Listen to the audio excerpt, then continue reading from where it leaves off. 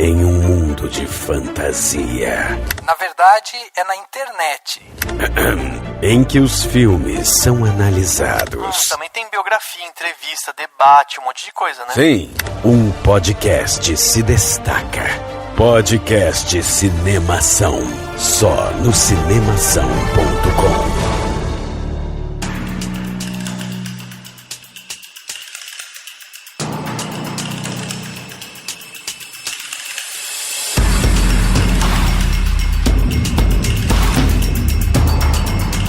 Seja bem-vindo ao podcast Cinemação 404. Eu sou Rafael Arinelli e você pode matar a pessoa que luta pela liberdade, mas você não pode matar a liberdade. Oi, meu nome é Jaqueline Pereira da Silva e I am the people.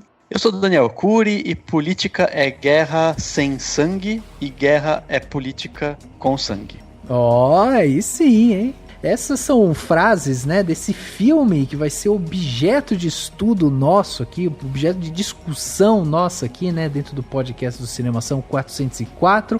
Vamos falar aí sobre o Judas e o Messias Negro, esse filme que chegou recentemente aí, né, aos cinemas, mais ou menos aos cinemas, aquela situação que a gente não sabe direito identificar, né, como é que tá, mas a gente vai conversar sobre esse filme, um filme super impactante, com direção do Shaka King, tem ali, né, no papel principal Daniel Kaluuya, e a gente vai falar sobre tudo que envolve esse filme, né? Então, por isso, você que está ouvindo esse podcast, lembre-se que vamos dar spoilers, né? Então, se você não assistiu o filme, ou se você quer ouvir, né, esse podcast para de repente saber do que se trata, saber as discussões e tudo mais, aproveita, né? Porque a gente vai falar tudo e mais um pouco sobre o filme. Agora, se você se importa, não quer ficar tomando spoiler na cara, pula esse podcast. Mas vale lembrar, né, que é um filme baseado em fatos reais. Então também, né, é um spoiler da vida, né, meu amigo? Então também fica essa dica aí. E para bater esse papo aqui com a gente, para ajudar a gente aqui a debater sobre o filme, temos aqui a Jaque, que já esteve aqui com a gente num verão passado, bem passado, lá atrás. A Jaque veio aqui ajudar a gente a conversar sobre Olhos que Condenam. E ela veio dessa vez agora para conversar com a gente sobre Judas e o Messias Negro. Jaque, muito obrigado pela sua presença aqui com a gente mais uma vez. Queria que você se apresentasse aí, né? Para quem não te ouviu lá em Olhos que Condenam, né, nosso podcast. Quem é Jaque? O que a Jaque faz da vida? Conte um pouquinho de você. Então, eu sou de Santa Catarina, mas eu moro aqui nos Estados Unidos fazem 10 anos já. Uhum. Eu vim estudar e me formei, fiz mestrado, trabalhei, daí agora recentemente eu terminei meu doutorado em engenharia industrial com ênfase em ergonomia cognitiva, que aqui é chamado de Human Factors, mas a minha área de pesquisa é na área da saúde, coincidentemente. Olha! E o que eu pesquiso é EPI. Nossa! Coincidentemente. Que legal. Eu trabalho na universidade, me formei, né, na University of Iowa, e eu continuo trabalhando como pesquisadora para eles num pós-doutorado, porque as pessoas têm uma ideia um pouco errada, eu acho. Eu não sei se é porque é bem diferente, mas aqui pós-doutorado é um trabalho, você é pesquisador, praticamente é isso. Uhum. E eu continuo fazendo a pesquisa que eu já fazia antes, que é em EPI, e a gente recebe dinheiro do Ministério da Saúde dos Estados Unidos, então toda a pesquisa é financiada pelo governo. A gente está olhando sobre como evitar que os trabalhadores da área da saúde se contaminem na hora que eles removem o EPI, que é geralmente um dos momentos onde acontece mais contaminações. Então essa é a minha pesquisa. Caraca, você teve bastante coisa para estudar. Sim, quando eu comecei, alguns anos atrás, eu lembro que eu estava escrevendo sobre epidemias e eu pensava, nossa, isso nunca vai acontecer. Nossa, que loucura, olha só, como o mundo dá voltas, não é mesmo? Uhum. Jaque, então... que demais ter você aqui com a gente. Obrigado, viu, pela presença mais uma vez aqui. Imagina, é um prazer participar e é muito legal poder ter esse contato com o Brasil dessa forma, assim, e também poder trazer um pouco da minha perspectiva, principalmente como mulher negra, dos dois lados do Brasil e e daqui também dos Estados Unidos. É bem legal, porque é bem diferente, assim. Sensacional. Muito bom, esse papo vai prometer, hein, Dani? Eu tô animado, Sim. Hein, Dani? Tô louco pra falar desse filme. Também tô, e que bom que, né, finalmente filmes muito bons pra gente falar. Nossa, nem fala, verdade. Muito bem, vamos bater então esse papo sobre Judas e o Messias Negro logo depois do quadro Repercussão.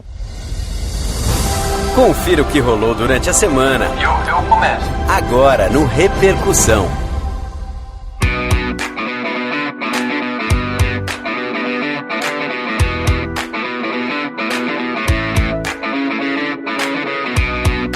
Hoje é dia de falar de um filme muito bom aqui. Fazia tempo que a gente não pegava um filme assim que empolgava tanto, né, Dani? Sim, a gente pegou outros filmes bons, mas daí a gente juntou, então esse pelo menos é um podcast inteiro sobre um filme só. E um filme só, um filme muito bom. Um filme sim. muito bom que vale a pena ser discutido em várias camadas, né? Então você que tá aí, que já assistiu Judas e o Messias Negro, ou que de repente quer mandar outro comentário pra gente sobre o podcast, sobre, sei lá, dicas de temas, por exemplo, pra gente abordar aqui, ou coisas que a gente esteja fazendo que está te incomodando, de repente você quer que a gente mude alguma coisa e tal, aproveita e manda seu comentário para contato@cinemação.com. É esse e-mail que você escrevendo pra gente vai chegar aqui pra mim e pro Dani, a gente já separa pra poder ler ele aqui, ou vai pro podcast ou fica aqui com a gente te responde depois, né? Tem também o nosso site, né? O cinemação.com é lá onde se concentra tudo que a gente produz durante a semana. Então não é só podcast que a gente faz, tem muito artigo saindo lá, tem muita informação saindo sobre entretenimento, sobre cinema, tem muita opinião lá legal também, e tem mais autores escrevendo lá, né? Não é só eu e o Dani também. A gente tem lá o Geração M, que é um podcast aqui da casa, né? Um podcast irmão aqui do Cinemação, que tá saindo também quinzenalmente, um papo mais sobre cultura pop e tal. Recentemente, o último episódio, inclusive, do Geração M, o Henrique e o Xaxim, né? Os hosts do podcast, falaram sobre Pipoca e Nanquim, uma editora, né? De HQ, e eles deram várias dicas lá de HQs que eles gostam e tal. Então, um papo muito legal. Então, acessa o cinemação.com porque você vai encontrar tudo lá. Inclusive este podcast que está nos principais agregadores de podcast. Estamos no Spotify, no Deezer, no Google Podcast e no YouTube. Se você tem dificuldade, né, de acompanhar a gente em algum dos agregadores, né, de podcasts, você também pode acompanhar a gente, se inscrever lá no YouTube. Nosso canal lá também está crescendo bastante. Então vai lá, acompanha a gente no cinemação.com. Lembrando também que você pode ser um patrão ou uma patroa do Cinemação. Você pode ser uma pessoa que contribui mensalmente com um valor que você acreditar que a gente merece receber todo mês e que couber no seu bolso também. Então entra lá no cinemação.com/contribua ou clica no Contribua que tiver na home do Cinemação e você vai, além de contribuir com a gente e ajudar a gente a fazer um podcast cada vez melhor, você também vai ganhar brinde todo ano a gente manda presente para as pessoas e você vai participar do Cinemação Premiere, que é o nosso grupo no WhatsApp. Um grupo no Zap para trocar ideia com a galera. Então entra lá, cinemação.com/contribua. Lembrando também você aí que quer receber, né, novidades sobre o mundo do cinema, sobre entretenimento e tal, nós estamos no Telegram. Pois é, lá tem um grupo do Telegram que você se inscreve e a partir daí você passa a receber frequentemente notícias, trailers, podcasts e tal, tudo que a gente está produzindo, que está saindo no site, a gente vai mandando lá para você, para que você esteja atento, né, às novidades aí do mercado, de notícia, né, alguma coisa bacana que tá saindo, a gente tá colocando lá. Além disso, de vez em quando sai lá um áudio do Dani comentando o podcast que foi gravado, às vezes sai alguma outra coisa diferente, uma enquete e tal. Então é um espaço lá aberto para quem quiser participar, é só você ir lá, procurar por Cinemação dentro do Telegram, ou também, né, a gente tem link nesse post aqui, então você pode clicar, já vai ser direcionado direto lá para nossa salinha, né, do Telegram, uma salinha especial do Cinemação. Lembrando também que durante o mês de março, O podcast é delas. A gente está fazendo parte da campanha O Podcast é Delas, que é uma iniciativa sensacional de dar mais espaço para as mulheres, de permitir que tenha cada vez mais mulheres fazendo podcasts e também sendo convidadas para participar de podcasts, porque afinal de contas a opinião das mulheres, a voz das mulheres é muito importante, e a campanha O Podcast é Delas permite que você também conheça outros podcasts e conheça outras iniciativas que vão te levar a conhecer, enfim, mais opiniões, mais pessoas inteligentes fazendo ótimos podcasts, vão, enfim, te permitir conhecer ainda mais podcasts. Então, você pode entrar no site, opodcastedelas.com.br, ou procurar pela hashtag O Podcast é Delas 2021, com todos os episódios de tantos podcasts que estão fazendo parte da campanha e que vão publicar com a hashtag. A gente tem muito orgulho e fica muito feliz de participar desse mês da campanha. E chegando aqui na parte onde as pessoas saíram dos seus armários e mandaram seus comentários aqui pra gente, a gente recebeu um comentário muito legal pelo Twitter, né? O Leonardo Gama mandou pra gente lá, fez uma confidência pra gente, foi muito bacana, é muito legal quando vocês expõem assim como vocês recebem os podcasts, como vocês se relacionam com os podcasts, e o Leonardo fez isso. Ele falou o seguinte: vocês me fazem companhia todos os dias, principalmente em um momento muito complicado que estou passando. Estou falando porque às vezes vocês não têm ideia da importância do trabalho de vocês. Ouço o podcast faz uns 13 anos, mas a minha última aquisição foi vocês, e não parei mais. Me identifiquei porque vi vocês apaixonados e aprendendo com o passar dos episódios. Quando bater o desânimo, lembrem disso e de mensagens como a minha, e não desistam. Olha aí, Dan, resistência, né? Você é a revolução, viu, Dani? Acho que a gente faz um pouquinho sim todos os dias, e que bom que tem gente que consegue usar o que a gente fala aqui também para também se ajudar e tudo mais. Que bom que a gente tá podendo fazer parte de alguma forma da vida das pessoas. E é isso, enquanto a gente tiver contribuindo, né, com o podcast, vamos estar aqui. E eu acho que não é demais, né, Dani, a gente falar que realmente, se você for ouvir os nossos podcasts, são mais de 400 episódios já, né, que estão no ar. Se você for ouvir podcasts mais velhos, né, dá pra ver que a gente mudou um pouquinho aí, né, nesse caminho, né? Sim, e é isso, a internet, tanto desde youtuber até podcaster, permite que você veja a evolução das pessoas. E claro, mesmo que se tiverem críticas aos nossos eus do passado, sim, manda aí, a gente tá disposto a discutir também. Mas saibam que a gente evoluiu, então lá atrás a gente pode ter falado bobagem, sei lá. O que significa que no futuro vamos estar melhores ainda. Sim. Imagina que é podcast 800, o especial 800, vai ser maravilhoso.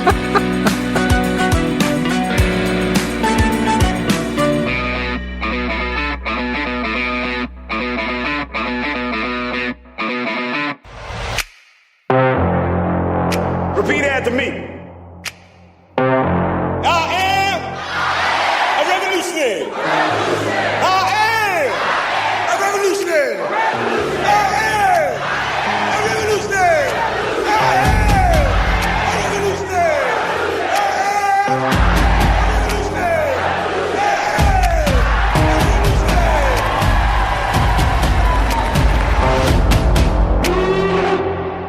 You're looking at 18 months for the stolen car, 5 years for impersonating a federal officer, or you can go home. The Black Panthers are forming a rainbow coalition of oppressed brothers and sisters of every color. Their aim is to sow hatred and inspire terror. I will learn all that I can. These ain't no terrorists. You can murder a liberator, but you can't murder liberation. You can murder a revolutionary, but you can't murder revolution. And you can murder a freedom fighter, but you can't murder freedom. Chegava aos cinemas no dia 25 de fevereiro o filme Judas e o Messias Negro. Filme feito aí, né, com um budget, né, um orçamento aí de mais ou menos 26 milhões de dólares. Não se sabe exatamente ainda quanto ele arrecadou, porque ele estreou justamente nesse limbo aí, né, entre cinema e streamings e tal. Então, assim, estima-se que até agora ele tenha arrecadado mais ou menos uns 4 milhões de dólares, 4,5 mais ou menos, mas, né, uma certa flutuação ação ali, porque a gente não sabe exatamente como é que tá essa situação de arrecadação, né, da grana. O filme ele é dirigido pelo Shaka King e temos aí também o Daniel Kaluuya, o Lakeith Stanfield e várias outras pessoas que o Dani daqui a pouco vai trazer aqui pra gente. E o filme conta a história da ascensão e queda do Fred Hampton, que foi um ativista, né, dos direitos dos negros e revolucionário, líder do Partido dos Panteras Negras, ali mais ou menos na década de 70, né, mais ou menos isso, 60, 70. Final da década de 60. É, exatamente. E aí a gente vê, né, esse jovem proeminente na política, ele acaba atraindo a atenção do FBI e com a ajuda, né, do William O'Neill, ele acaba se infiltrando aos Panteras Negras e causa o assassinato ali do Hampton, né? Bom, o filme, como eu disse lá no começo do podcast, é um filme baseado em história real, é um filme muito potente e que conta com quem mais na sua ficha técnica aí, Dan? Então, a direção do Shaka King, né? O Shaka King tem participação em algumas séries que não são tão conhecidas aqui no Brasil. Tem uma chamada High Maintenance, por exemplo, e um filme que ele fez chamado Newlyweds, né? Mas esse é o grande filme dele, né? O primeiro grande filme dele. E o roteiro é do Shaka King com o Will Berson, que também é um roteirista aparentemente estreante, né? Não tem nenhum trabalho que eu consegui achar dele, né? A trilha sonora desse filme é do Craig Harris, também é estreante, e do Mark Isham. O Mark Isham, ele fez a trilha sonora de filmes como o Crash no Limite, o 42, A História de uma Lenda, aquele filme lá com o Chadwick Boseman, né, um dos primeiros e tal, entre muitos outros, né. A fotografia desse filme é do Sean Bobbitt. O Sean Bobbitt é um diretor de fotografia bastante parceiro do Steve McQueen. Ele fez a fotografia de filmes como Shame, o 12 Anos de Escravidão e o recente As Viúvas, né, também, que também é um que tem o Daniel Kaluuya, inclusive. A montagem é do Kristen Sprague, que tem a montagem de vários documentários, incluindo alguns curtas que ele fez com o Shaka King, né, um parceiro já também do diretor. E no elenco, a gente, além do Daniel Kaluuya, né, que, enfim, acho que todo mundo já conhece e tudo mais, lá do Corra, do Queen and Slim, que a gente também falou aqui no podcast, tem o Lakeith Stanfield, que também estava no Entre Facas e Segredos, tem muitos filmes, tem até um romancezinho Água com Açúcar da Netflix famoso aí que ele fez, entre outros filmes, né. Tem também a Dominique Fishback, que também tá lá no Power, que é um filme também que fez certo bafafá recente aí da Netflix. Ela tá no Ódio que Você Semeia, entre outros filmes. Tem também o Ashton Sanders, que a gente lembra do Moonlight. Tem o Darrell Britt Gibson, que estava no 3 Anúncios e na série Barry. E tem a presença do Martin Sheen, né, que, enfim, veteranaço, assim, todo mundo conhece ele e tudo mais, principalmente lá do Apocalipse Now.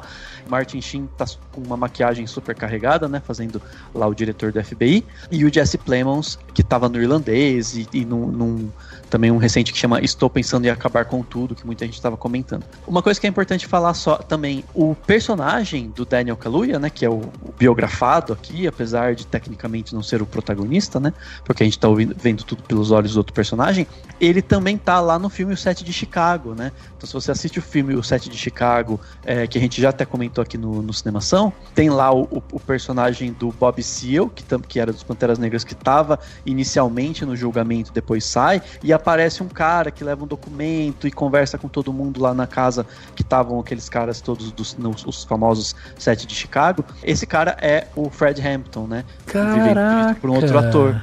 Então é legal isso, assim, a gente tá com 2 grandes filmes nessa chamada corrida do Oscar, corrida das premiações, com chances de ganhar prêmios, que tem essas histórias que se conversam, né? Elas têm uma relação, elas têm tudo porque tem relação toda com a ação dos Panteras Negras e tudo mais. E aí o Sete de Chicago, a gente tá falando lá de um momento em que tem a participação rápida dos personagens que são os Panteras Negras e depois eles saem, mas eles se conversam. Caraca, isso explodiu minha cabeça, eu não tinha feito essa conexão ainda. Sim. E até tem uma referência bem breve aqui nesse filme, no Judas e o Messias Negro, que eles citam rapidamente alguma coisa do que aconteceu, das manifestações, que é o processo jurídico lá chamado Sete de Chicago. Cara, interessantíssimo, interessantíssimo. Pois é, como eu falei, né, é um filme que ele é muito potente, né, é um filme que vai justamente no cerne da questão, justamente no movimento negro sobre direitos civis e tal, num momento da história americana muito forte de manifestações e tal. E assim, é um filme que se passa também em um local, né, que teve esse fervor, né, Chicago ali e tal, onde justamente aconteceu todas as manifestações e tal, e inclusive recentemente também. Assim, eu acho que o filme, para começar, né, do início, eu acho muito feliz a gente ver o Shaka King começando o filme justamente trazendo cenas reais, né, ele vai fazendo isso, vai trazendo personalidades reais, vai trazendo entrevistas ali e tal, ele vai te posicionando no momento histórico que você tá vivendo. E aí ele desemboca justamente no depoimento, né, final ali daquele documentário e tal, que foi o documentário em que o Bill acabou contando muitas das coisas que aconteceram e tudo mais. E essa transição, logo no começo, né, ele começar com fatos reais e aí ele trazer, né, o Bill dentro aquele enquadramento já antigo, né, uma coisinha meio um por um ali, sabe, bem fechadinho e tal. Tudo aquilo vai te caminhando realmente, né, pra você mergulhar na história e ver que a questão real é muito presente, né? Muito palpável, assim. Né? Quando eu comecei a ouvir, eu fiquei um pouco confusa que ele começou com a entrevista, né? Eu já tinha visto a entrevista dele no Eyes on the Prize, do documentário. Daí eu achei que foi bem impactante, assim, porque eu não esperava que ia começar com a entrevista do O'Neill. Então já começou impactante, na minha opinião, o filme em si. Sim. E é legal que ele faz a pergunta, né? Ele acho que tem ele termina esse trechinho já com o Lakeith Stanfield, né, fazendo o personagem, sim, perguntando o que ele vai falar pro filho dele, né? É uma pergunta, né, que fizeram no documentário. E lá no fim eles voltam com a cena real, né? Do próprio Bill falando, né, dando a resposta dele. Então, eu acho que eu não sei, eu tenho uma coisa muito...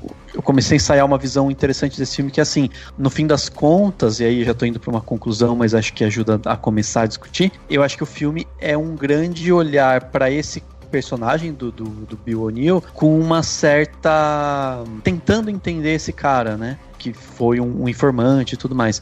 Então, eu acho que é legal isso, assim. Então, é como se esse filme, de certa forma, fosse aquilo pro Bill deixar pros filhos dele, né? Pro filho dele e tal, enfim. Nem sei se ele teve realmente filhos, se a pergunta foi retórica. Mas é um pouco isso, né? Assim, então é legal que o filme começa nesse ponto e volta. E fazendo até um paralelo, você falou, Rafa, no começo, que o filme começa com cenas reais, né? E uma cena muito bonita, tem uma música, né? Que eles falam, né? Que as chamas estão altas e é porque os negros não estão de brincadeira, não sei qual que seria a melhor tradução, que eles não estão brincando, eles estão, né, numa luta muito séria e tal. É uma coisa muito bonita e é muito impactante já no começo. E é legal que isso conversa, de certa forma, com uma prática que a gente tem visto recentemente nos últimos filmes do Spike Lee, que, enfim, é um dos grandes nomes dos grandes diretores negros americanos, se não o maior, né, enfim, que geralmente tende a deixar isso só pro final, né? Tipo, ele geralmente ele começa na história fictícia e só lá no final ele vai te jogar a realidade com cenas reais, com coisas mais pesadas e tal, ou que te dão algum tipo de choque. Essa parte eu acho que foi também para um contraste, uma comparação com o que aconteceu recentemente com Black Lives Matter. Então, né, eles colocaram fogo em várias delegacias de polícia e nas cidades. Então, eu acho que isso também foi para mostrar que o problema que mostra o filme, né, o problema do Civil Rights Movement e essas coisas, que isso aconteceu na década de 60, mas que ainda é super atual, então que não foi resolvido. E aí tem várias coisas aqui que me chamam a atenção nesse filme, assim. Logo no começo eu já fiquei muito encantado por esse filme. Eu tô passando agora por um momento em que eu tenho visto muitas coisas relacionadas justamente a isso, né? Aos direitos civis, a luta pela igualdade e tal. Eu recomendei aqui recentemente um documentário que está na Netflix, né? Que é aquele documentário Estados Unidos, o país da liberdade, né? A luta pela liberdade, que é apresentado pelo Will Smith e tal. O documentário é uma série documental, tem 6 episódios e tal, e os 3 primeiros é basicamente falando justamente sobre o movimento, né? O movimento negro para se livrar da escravidão até a construção da 14ª emenda, e aí eles tentando se readaptar, e como também, né, o Congresso lá e os os deputados e, né, os congressistas ali e tal, todos sempre tentando driblar a 14ª emenda e tal, para manter de alguma forma essa escravidão ativa, mesmo quando ela acaba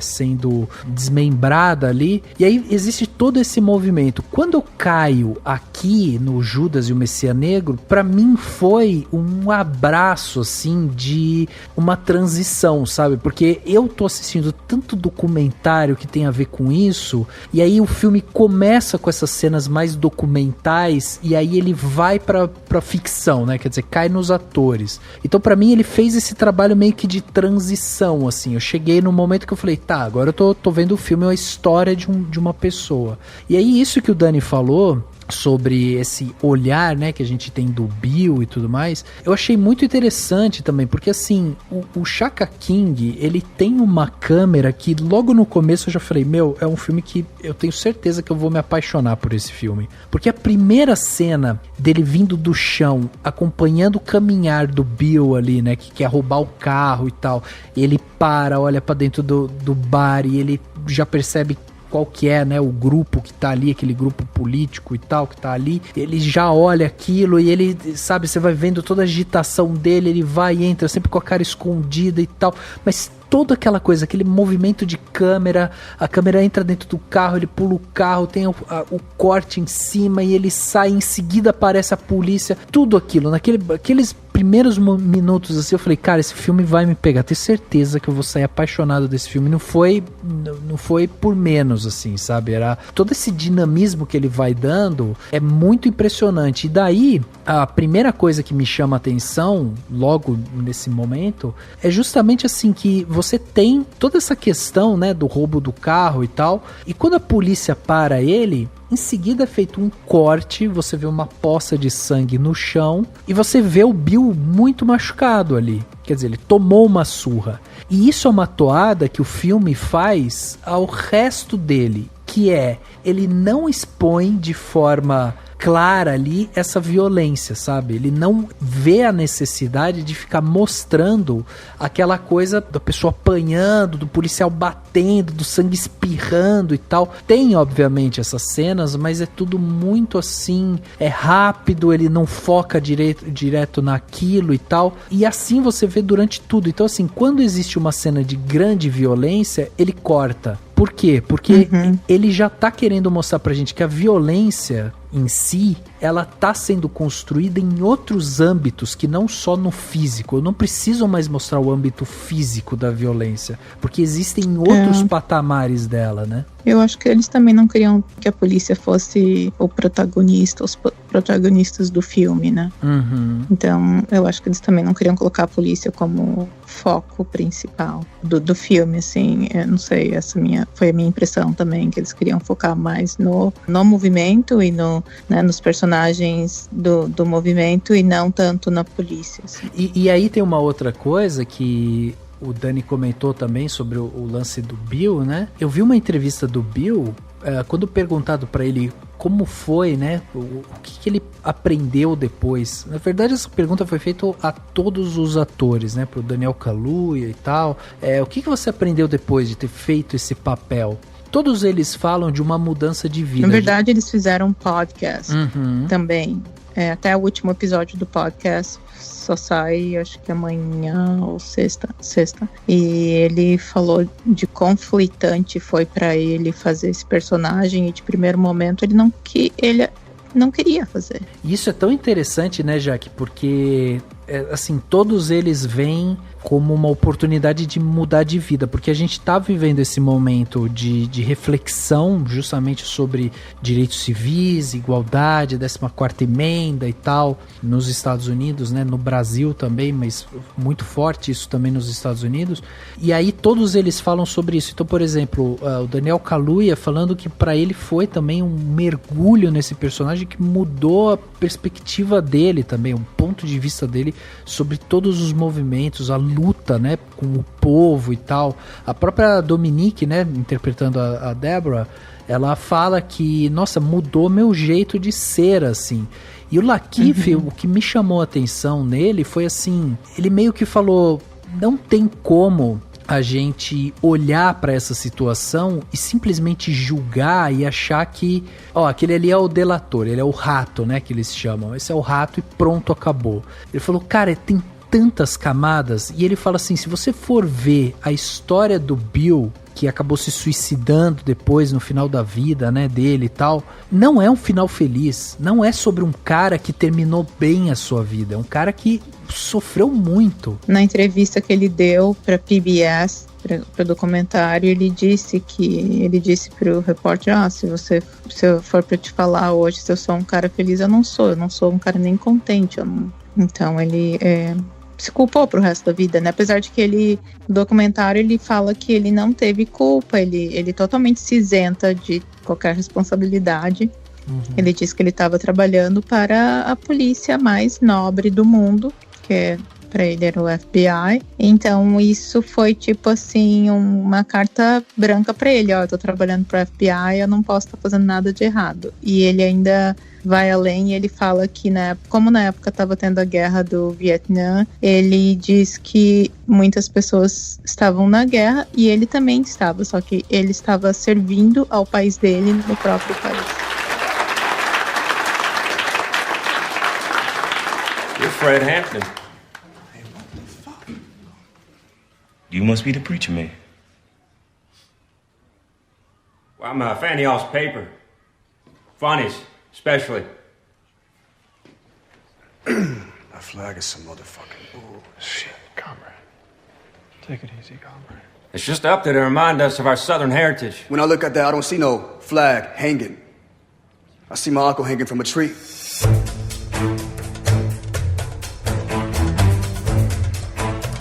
E Jaque, eu queria até saber, assim, a sua visão, porque uma das coisas que me chamou a atenção no filme foi que a gente tem esse personagem, né, do Jesse Plemons, que ele conversa bastante com o Bill e tal, mas tem vários momentos em que é feita uma falsa correlação entre o clã e os Panteras Negras, sabe? E aí eu queria saber de você um pouco isso, porque assim, é muito impactante a hora que você assiste o filme e você tem aquele momento, né, em que a gente vê aquele diretor perguntando, né, pro Roy ali, o que você faria se a sua filha trouxesse aqui um jovem negro para dentro da sua casa? Ele fica meio sem saber o que responder, e aí aquilo é tão impactante porque o cara coloca em jogo todo o way of life, né? O American way of life. Então ele coloca isso como se fosse realmente uma guerra, é um momento ali que eles podem perder tudo, que tudo isso está em jogo. E por que eu digo que é uma falsa relevância assim, entre o clã e o Panteras Negras? É porque um não passou por nenhum décimo da opressão que o outro passou, entendeu? É completamente desproporcional. O clã não passou por opressão nenhuma, né? Nenhuma, exatamente. É assim, completamente desproporcional, né? Eles só queriam se manter supremos, né? Eles queriam se manter no poder. Então, né, eles acham que existe até hoje, eles consideram que os brancos são superiores e eles não queriam deixar os negros... Queriam continuar oprimindo os negros de algum jeito ou de outro. Então eles estavam bem de acordo. Na verdade, eles existem até hoje porque o governo está de acordo com eles, né? O governo estava lutando contra os Panthers porque eles viram que agora a gente tem medo porque eles não estão brincando, eles estão falando sério. A partir do momento que antes era um movimento pacífico pelo Dr. King, agora tá todo mundo de arma, né? E são todos intelectuais. Esse pessoal foi para a universidade, eles não eram qualquer um, né? Eles eram pessoas inteligentes, eram pessoas que se formaram, né? Que foram à universidade e estavam se unindo. Então eles ficaram... Black Panthers foi muito mais ameaçador do que qualquer outro grupo ou qualquer outro movimento para o governo e para o país em si. País racista. E você vê esse discurso se repetir, tipo, 40 anos depois, 50 anos depois, é um choque, né? Porque pô, a sociedade não evolui, não é possível, né? E aí quando você vê hoje esses movimentos do Black Lives Matter,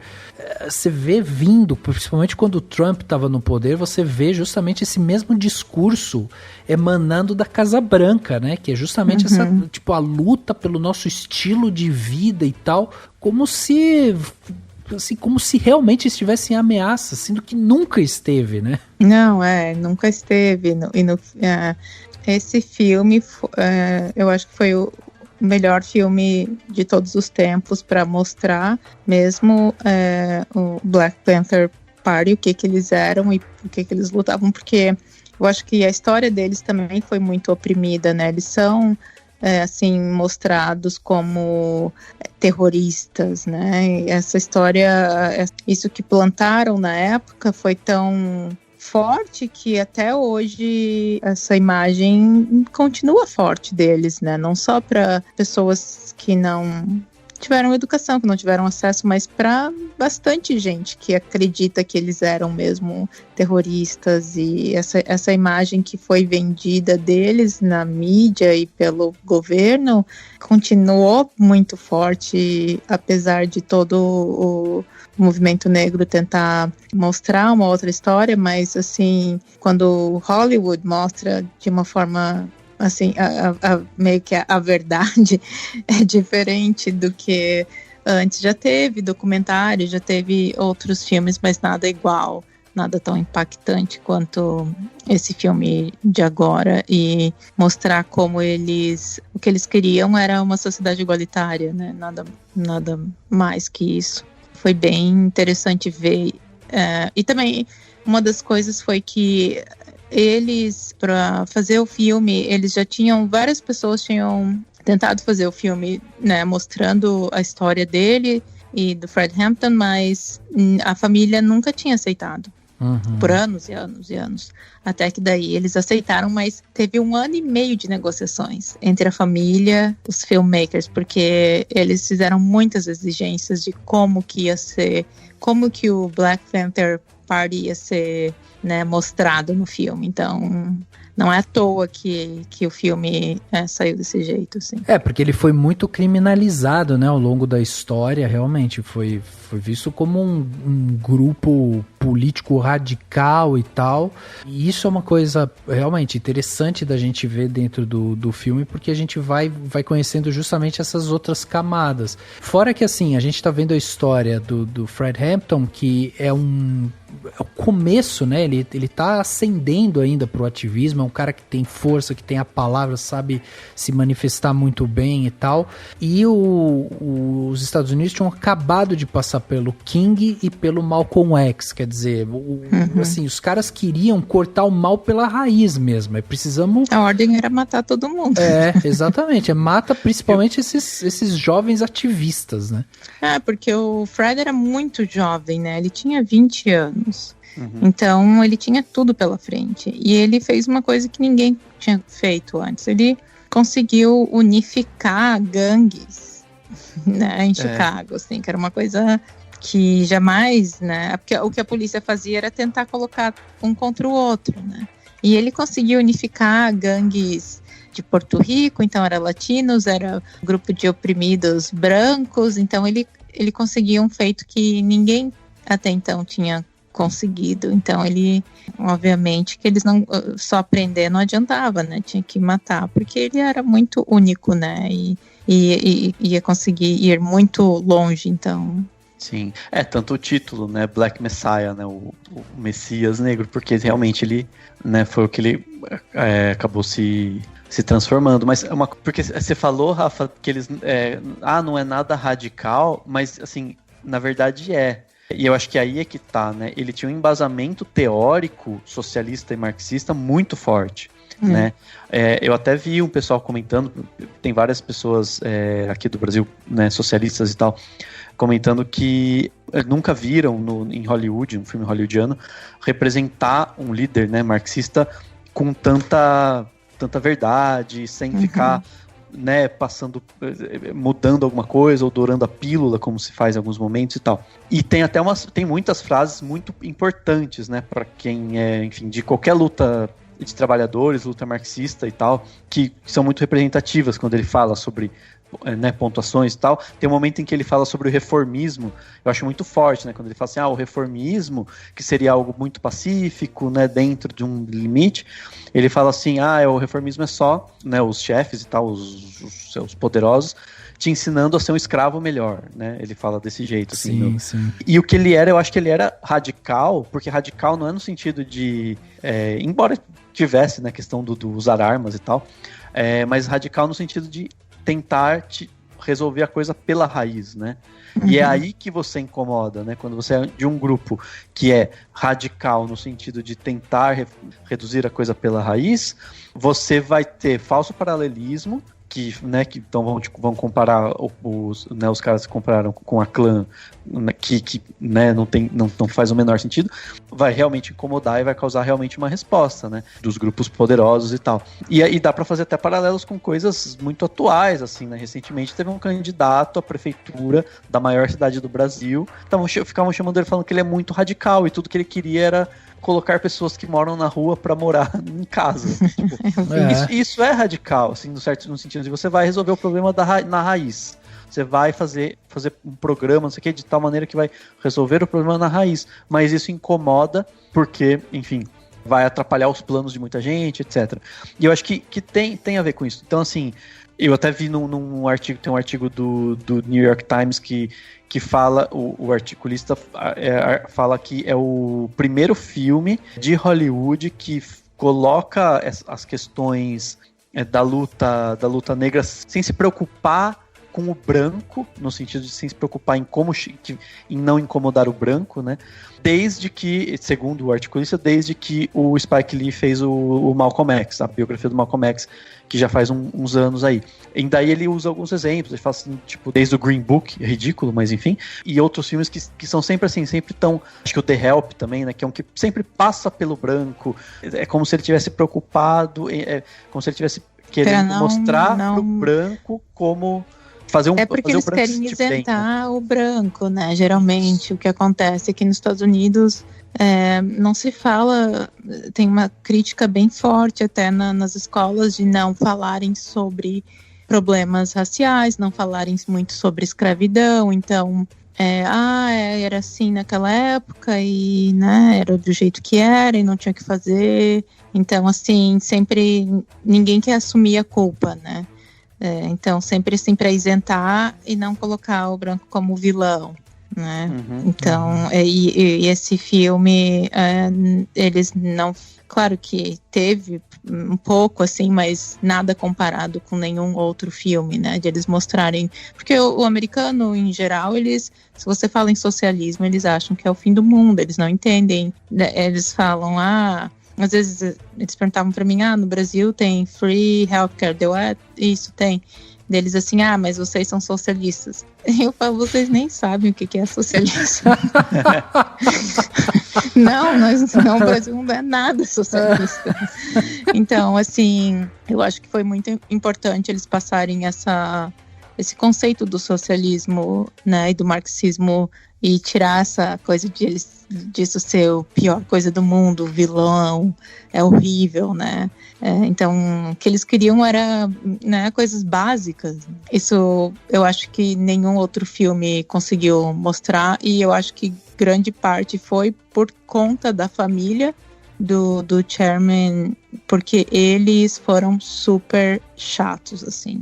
Não só ficaram 1 ano e meio discutindo antes de fazer o filme, mas o filho dele estava a maior parte do tempo ele estava no set de gravação e ele se metia em muita coisa, tinha coisas que ele não conseguia que mudasse, mas a maioria eles mudaram de acordo com o que eles queriam passar, porque a preocupação deles era de como eles iam mostrar a história, de como que o partido ia ser mostrado, assim, porque eles já tinham recebido muitos convites, e uma coisa que eu achei interessante que eles falaram foi que sobre o Fred, foi que ele, além desse carisma dele todo que ele tinha, e de unir e transformar as pessoas, ele também era uma pessoa que era muito determinado, e ele não era só de falar, ele fazia, né? Então ele fazia primeiro, ele era o exemplo, né? Ele fazia primeiro e depois falava, ele não ficava só falando e mandando como que tem que fazer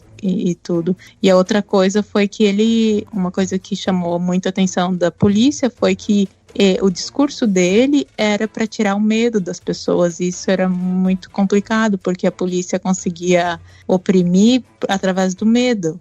E agora vem alguém e fala que não é para ter medo, que, né, você tem que ser um revolucionário, que você tem que, se você tem medo, você é covarde, você tem que, né, dar sua vida pelas suas pessoas, né? Então, esse negócio de tirar o medo e fazer as pessoas ficarem, que se eu morrer, eu vou morrer por uma boa causa, e não ter mais esse medo de morrer, também foi bem perigoso, assim. A polícia viu, ele vai acabar né, vencendo a gente, né, com esse discurso dele. Não, e essa parte do discurso dele, nossa, eu tava aqui na sala da minha casa gritando, eu sou um revolucionário. Inclusive o advogado falou, ele era advogado do partido, mas ele não era do partido, ele era branco, inclusive. Mas ele disse que quando ele tava, assim, ouvindo o speech dele, ele começava a falar isso, ele falou que ele, sem se dar conta, tava gritando junto, assim. Porque, então, nossa, é muito cativante, é impressionante, assim, a crença, assim, de que a mudança é muito palpável, sabe? Isso que me chamou muito a atenção também. Essa coisa do medo que você citou é muito interessante mesmo, porque é isso, o discurso de bater na mesa, de gritar, falar assim, nós somos a revolução, nós somos revolucionários e tal, é isso, é você excluir o medo, é você falar, é possível, você consegue ir além disso daqui, você não precisa, é palpável, a mudança tá aqui, tá na nossa mão. E na mão de todo mundo, né, tipo, você não precisa de mim, porque você pode matar um revolucionário, mas não mata a revolução. Então ele meio que colocava todo mundo no patamar dele, ele não colocava ele lá em cima e todo mundo me segue, não, todo mundo tem que fazer. E quando ele percebe que as pessoas, né, estão, assim, aprendendo com ele, estão seguindo o discurso, então isso, eu acho que eu estou me antecipando, mas quando ele vê que eles reconstruíram, né, o que foi destruído pela polícia, sem ele estar lá, para ele aquilo ali ele venceu, né? Exato. So, what can I do for you? Well, I want to know what we can do for each other. Y'all doing some great work mobilizing young brothers on the South Side. We are part of a national organization dedicated to the liberation of oppressed people everywhere. This nigga got some $1 million words, don't he?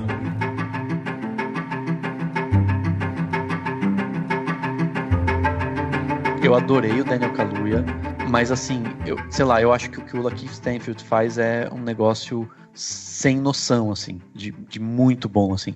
E tem uma cena linda nesse momento, ele olha pra agradecer pro Bill, né, porque o cara fala, não, o Bill que tocou isso aqui, e aí a galera veio e reconstruiu todo o prédio e tal. Ele olha, agradece, e você vê toda a dubiedade, e você não entende, mas ao mesmo tempo você consegue ver que ele tá com sentimentos misturados, né, no caso do Bill, porque, sabe, se ele não tem coragem de olhar pra ele fica aí desconcertado, e você fica nessa dúvida se ele tá, tipo assim, com vergonha, né, de assumir até pra si mesmo que ele fez aquilo porque ele não pode, né, largar essa missão dele, mas ao mesmo tempo provavelmente teve algo de vontade de realmente refazer aquilo, né, de estar lá de alguma maneira. Então não sei, assim, eu acho que ficou maravilhosa a maneira como o Lakeith Stanfield fez o personagem, porque você vê essa dubiedade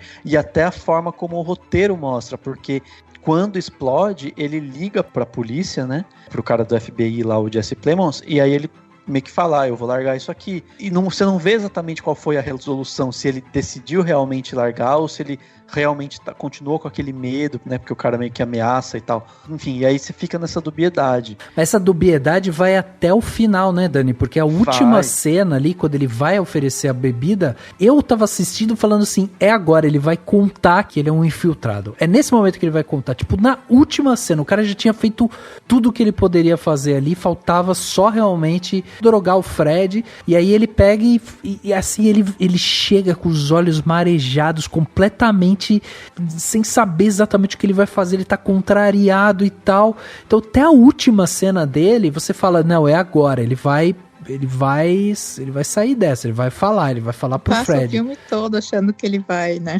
É, exatamente. Apesar de que já sabia da história, mesmo assim, parecia que ficava com aquela pontinha, assim, de esperança. E é isso que eu acho muito legal, principalmente dessa entrevista do Lakeith, porque é isso, assim, é justamente essa questão de quando existe, né, a mão pesada. Por exemplo, a gente tem esse personagem, né, que é do J. Edgar Hoover, que é interpretado ali pelo Martin Sheen. É o único personagem ali que tá com a mão muito pesada na maquiagem, é até estranho e tal. Mas pra mim é até isso, que pode ter sido uma falha de maquiagem e tudo mais, pra mim até isso fez sentido, porque esse cara, o que ele fez... foge sabe, de você olhar pra ele e ver ele como um ser humano normal. Esse cara não era normal, ele tinha traços de psicopatia nele ali, entendeu? E tem até o filme do Clint Eastwood, que é com o Leonardo DiCaprio, né, que é o J. Edgar, que é sobre a história dele, né? Sim. Então, e aí você tem esse cara que fica fazendo essa falsa comparação, né, entre clã, entre os Panteras Negras e tal. Isso ressoa um pouco ali no Roy, que vai falar isso lá pro Bill, né? Quer dizer, a mensagem vai sendo passada para ressoar até aquele cara lá. E quem é o Bill? O Bill é aquele cara que ele não estava fazendo parte do movimento, que quando perguntado sobre o Malcolm X, quando perguntado sobre o Martin Luther King, ele tem medo de dizer se ele ficou triste com a morte deles e tal. É um cara que não estava fazendo parte desses movimentos, que estava tentando sobreviver, porque a luta dessa galera não era só a luta do movimento pelos direitos civis, era uma luta de sobrevivência diária para conseguir emprego, para conseguir outras coisas. E esse cara, ele tava na labuta do dia a dia. E aí eles pegam esse cara, que é um personagem frágil, que não tem dinheiro, que não tem emprego, que precisa roubar, que tá ali e tal, para transformar esse cara num agente que vai entrar ali dentro de um partido que tem esse discurso muito forte de revolução, socialismo e não sei o que, né, colocar as mãos em armas e tal. Aí colocam esse cara lá e você percebe em vários momentos que tem muitas horas que ele tá curtindo aquilo, que ele tá vibrando também. E o que alimenta o falso paralelismo e o que alimenta o medo dele de ser pego é uma mentira. E o filme é muito feliz em deixar isso claro, né, nas conversas. Enfim, o roteiro, inclusive, acho que muito bem escrito e tal. Mas ele não descobre em nenhum momento, porque fica muito claro que o cara, que eles contam aquela história de um cara que foi pego e ele era um infiltrado e tal. Esse cara que supostamente sofreu toda essa violência, ele sofreu por parte de um outro infiltrado, né, do FBI, e ele não era infiltrado, ou seja, foi provavelmente até uma armadilha para fazer ele ficar com medo, né? Daí o cara conta, jogaram água quente nele, não sei o que. Isso foi feito pelo cara que justamente não era um Pantera Negra, por um outro infiltrado, num cara que não tinha culpa de nada, provavelmente. Então, fica muito claro que é uma mentira que deixa ele com medo, né? Com base numa mentira que ele fica com medo e que ainda fazem uma comparação esdrúxula com a Ku Klux Klan, que não tem o menor sentido. Mas o FBI também, eles escolheram muito bem, assim. Então, por exemplo, o Bill, ele era bem jovem, mas ele era um criminoso, ele já estava assim, né, envolvido com outros crimes, e quando ele ali no filme parece que ele foi pego e já foi convidado, mas na verdade ele ficou preso por uns tempos.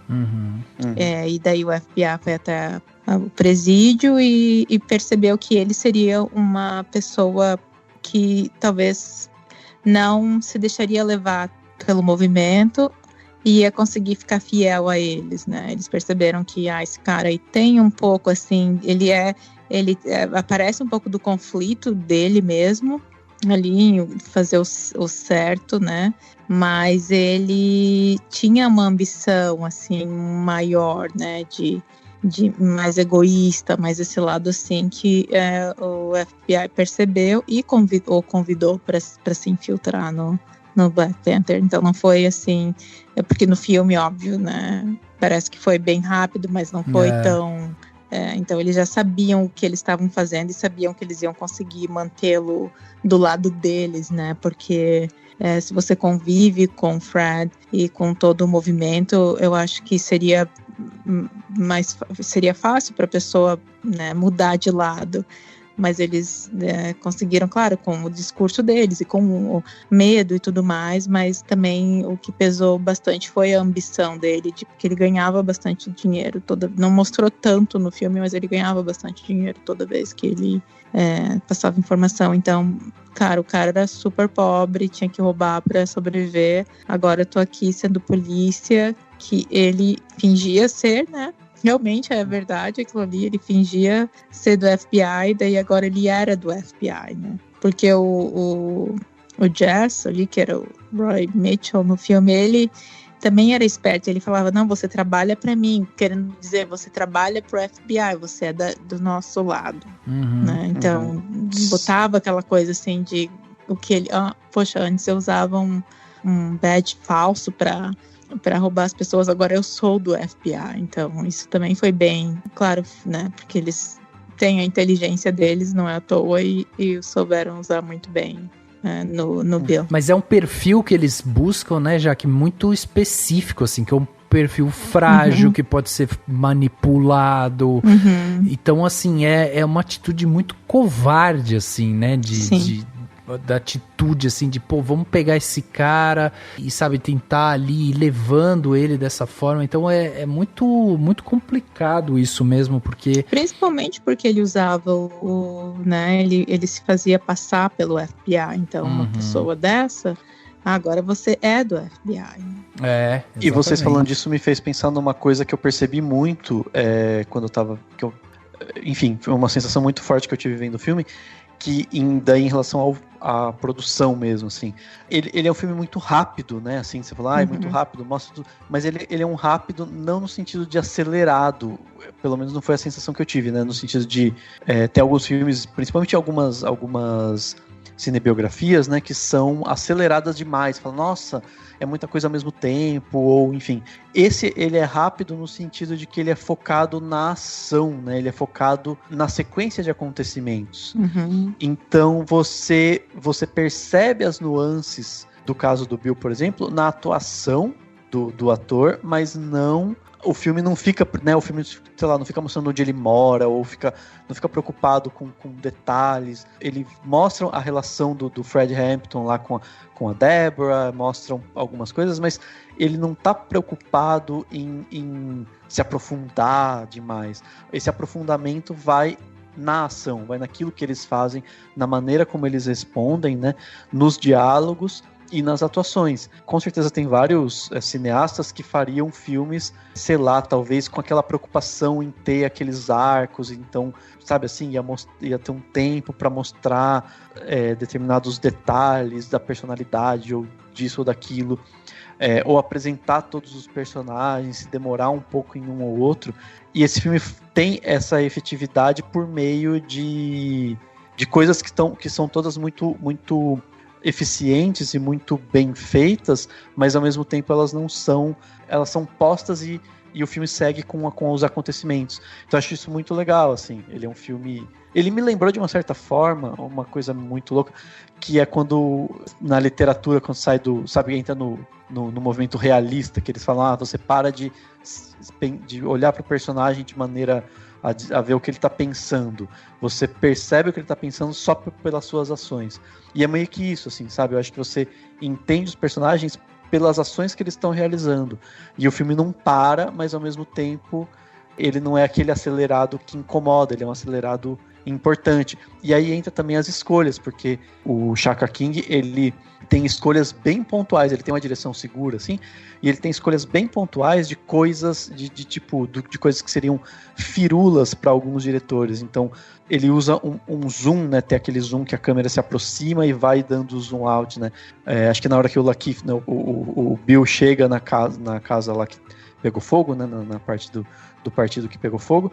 Tem um momento do tiroteio que a câmera faz quase que não sei se enquadra na categoria plano sequência, mas ela sai de uma cena e vai para outra, fica muito dinâmica, e o filme só faz isso naquele momento. Então isso fortalece esse sentimento, né, que a cena exige, e dá essa dinâmica, faz ser um ótimo filme de ação, e enfim, e combina com essa proposta que o filme tem de ser de ações, não ação no sentido necessariamente, tipo, tiroteios, né? Nem tem tanto assim, tem só um, mas ação no sentido de que tá sempre as coisas estão... Ele em nenhum momento ele pausa, ele tá sempre caminhando, sabe? Que isso que você falou é justamente essa questão do dinamismo, né? Que é essa câmera e esse jeito de contar a história do Shaka King, que foi uma das coisas que logo de cara me chamou muito a atenção. Essa primeira câmera que vai acompanhando os passos ali, né, do Bill pela calçada e tal, e aí ela para, sobe, traz, sabe, vem pra perto dele, não revela direito o rosto dele, ele se encosta no muro ali, você tem toda uma movimentação que é muito interessante de você ver, muito fluida, assim. O movimento do sobretudo dele. Voando. E depois ele repete isso em vários outros momentos. Tipo, tem várias cenas dentro do carro que são muito boas, assim. Tem cenas que... Vou dar um exemplo. Tem 2 cenas em que primeiro ele entra no carro, depois tem uma outra que ele sai de dentro do carro. Uma é dentro daquele sonho, né? Ele tem um rápido sonho, assim, que ele entra, que é o Bill apontando a arma pro próprio Bill, né? Pra demonstrar ali a perturbação do personagem e tal. Mas é uma cena em que a câmera ela tá fixa no carro, né? Você vê o painel do carro ali. E ele faz aquilo tudo muito simétrico, sabe? Você vê o alinhamento do painel muito certinho e tal, a porta parando no meio e tal. Então você vê assim, tudo muito alinhado ali. E tudo isso para mostrar justamente essas simetrias, né, da relação ali. Porque geralmente ele faz isso quando ele tá mostrando tá falando do Bill.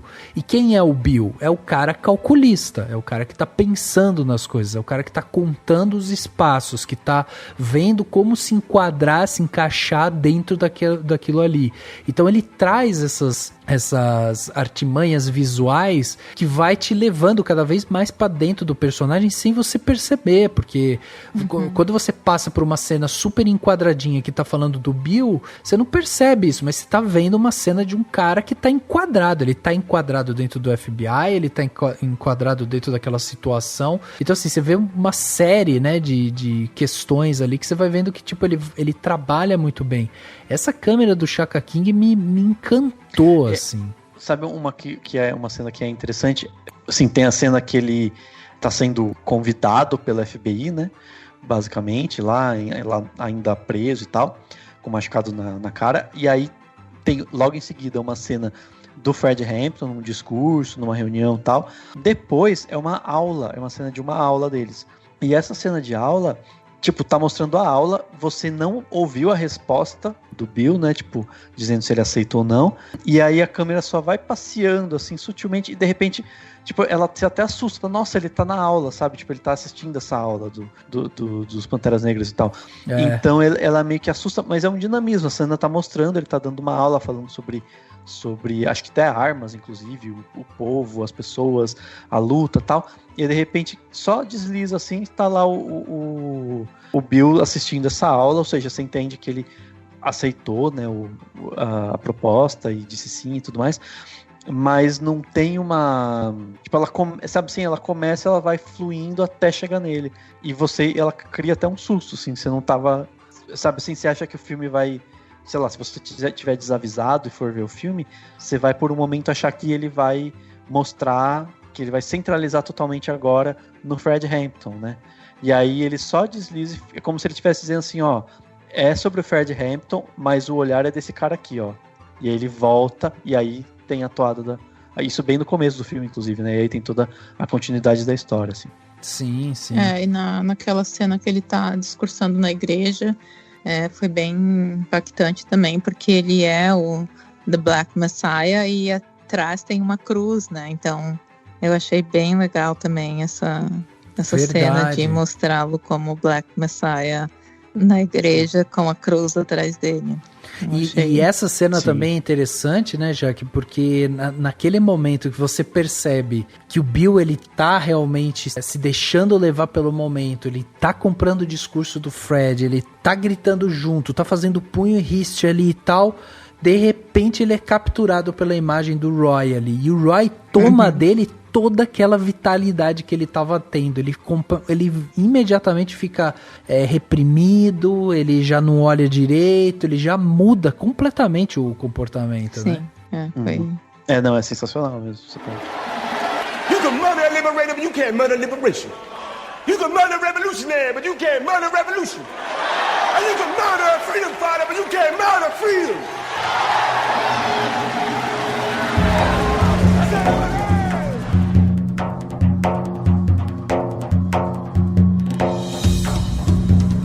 Jesse Plemons é um cara que, desde lá, quando ele apareceu, né, em Breaking Bad e tal, ele é um ator que eu acho ele muito bom, assim, pra esse tipo de papel, que é um papel meio do canalha, sabe? Aquele cara que meio duas caras e tal. Eu acho ele muito bom pra isso. Ele fez o Breaking Bad, como eu falei, ele fez depois aquele outro filme que é do Breaking Bad, né, também, que contando a história do Jesse Pinkman e tal, que ele também aparece.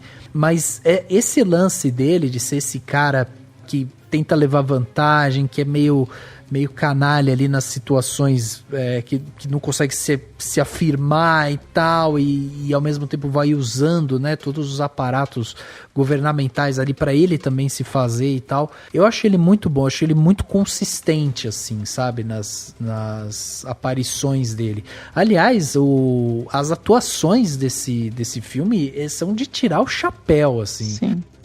São todos excelentes. O Dani falou muito bem aí do Lakeith, né? Que é cara, eu acho que ele é a grande revelação, assim. É incrível a atuação dele.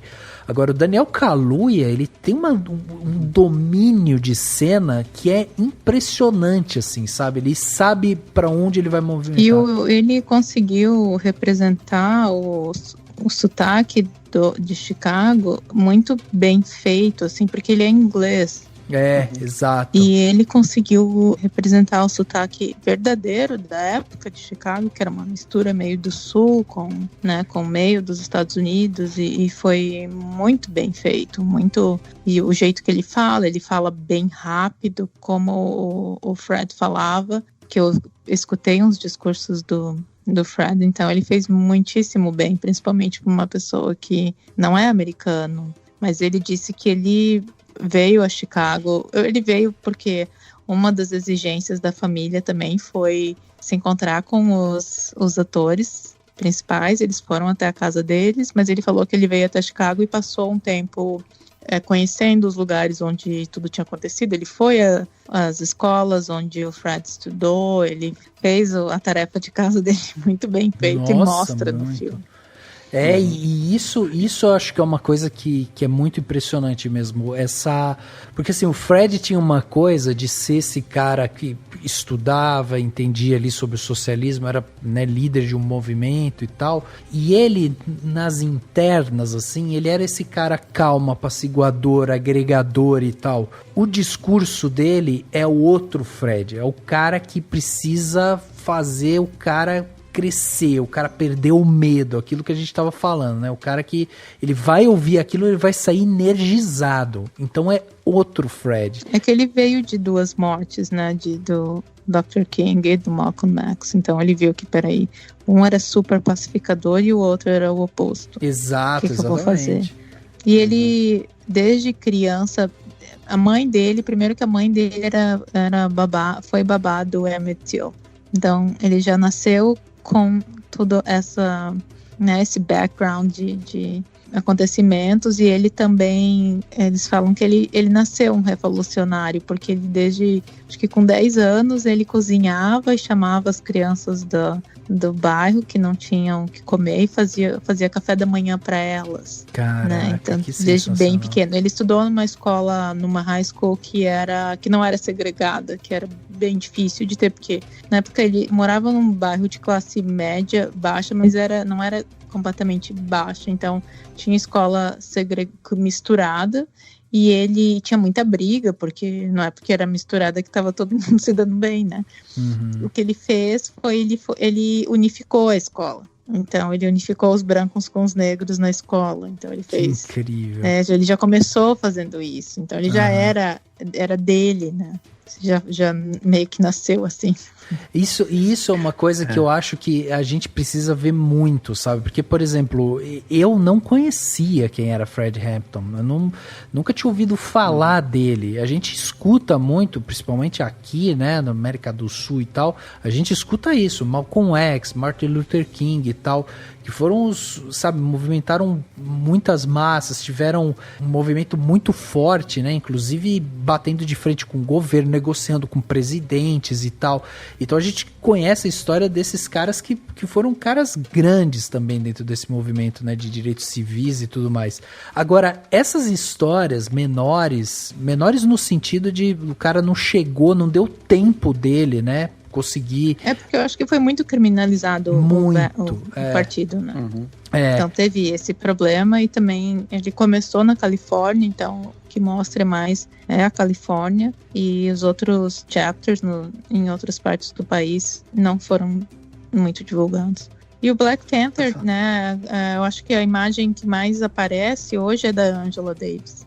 Então ela ainda, né, é a mais conhecida do Black Panther Movement. E esse filme, assim, mais ou menos, né? Mas assim, nesses últimos anos, mas principalmente esse momento aqui, colocando no termo, na questão da corrida do Oscar, a gente vai ter provavelmente a primeira indicação de atores principais e coadjuvantes com maior número de pessoas não brancas, né, indicadas e tal, vem muito... finalmente, assim, a resposta, ela demora para vir, né, na produção dos filmes, como uma resposta lá da campanha Oscar So White, né? Sim. Que já faz uns anos aí que teve todo aquele movimento. Então, assim, ele tá nesse contexto e ele é uma resposta justamente da conjuntura, né, do Oscar So White, da necessidade de se ter mais produtores, diretores, enfim, roteiristas negros fazendo filme em Hollywood, junto com a recente, né, as recentes manifestações do Black Lives Matter. Então, esse filme ele é muito isso. Então, acho que também faz parte desse momento você resgatar essas histórias, né, que não foram contadas, como o Rafa comentou, né, e que daí talvez nos Estados Unidos muita gente saiba, né, já tenha ouvido falar, mas chega no Brasil, por exemplo, né, pouca gente tinha ouvido falar do Fred Hampton e tudo mais. Então, mas eu acho que é isso que eu acho que é importante da gente ressaltar, porque assim, quando você assiste um filme desse, as pessoas podem às vezes assistir e falar, pô, eu entendo lá o medo do J. Edgar Hoover lá, né, sobre essa falsa comparação, né, entre o movimento do clã e o movimento dos Panteras Negras. Eu entendo os caras quererem terminar com esse partido, achar que esse partido era um partido, sei lá, terrorista, porque eles poderiam acabar com esse American Way of Life e tal. Então, assim, você quando vai assistir um negócio desse, e eu acho que é isso que é o mais importante, o quão importante é a gente ter um diretor como Shaka King trazendo a história de pessoas que fizeram parte dessa luta dos direitos civis, do movimento negro nos Estados Unidos e tal, porque sem esses caras, sem o Shaka King, sem essa galera, essas histórias continuariam marginalizadas, restritas e tal. E é por isso que a gente... Ou contadas de forma errada. Ou contadas de forma errada, exatamente. E é por isso que quando a gente fala sobre igualdade, a própria palavra, né, igualdade e tal, é justamente isso, é você dar os mesmos direitos iguais para as pessoas conseguirem fazer isso. Então, assim, a pessoa conseguir contar a história do seu ponto de vista, sabe? E a gente fez aqui recentemente um outro podcast que era da Harriet, né, que inclusive dirigida dirigido também pela Casey Lemons, que é também uma diretora negra e tal, contando a história dessa mulher, da Harriet, que foi uma mulher super importante naquele momento escravagista, dela conseguir libertar alguns escravos. E depois eu fui procurar outras personalidades, e eu fico falando assim, cara, eles ainda não fizeram um filme maravilhoso, por exemplo, sobre o Frederick Douglass. Tem ainda histórias para contar, por exemplo, da Ida B. Wells, que é uma mulher incrível também, que tipo lutava, ela que denunciava quando tinha agressão, né, quando já tinha acontecido a abolição e tudo mais, ela que ia lá, ela fazia um trabalho de jornalismo, contando exatamente o que estava acontecendo, aqueles massacres que aconteciam no sul do país e tal. Então assim, quando a gente está falando disso, quando a gente vê a galera lutando, indo pra rua, falando que vidas pretas importam, sim. É por isso, é o direito de você poder contar histórias e, sabe, ser representado de uma maneira que você não seja ameaçado, minimizado, criticado e tal. Porque é isso, não existe essa comparação. Quando você fala de clã e fala de Panteras Negras, não existe essa comparação. É completamente desproporcional. E agora, Rafa, também imagina que lindo seria, né, se com um Mancini decente o Brasil produzisse, né? Porque imagina, você falou de nomes americanos, tem muitos no Brasil, muitos nomes interessantíssimos, importantes de se contar histórias e, né, enfim, né, tem, além da falta de representatividade, você tem a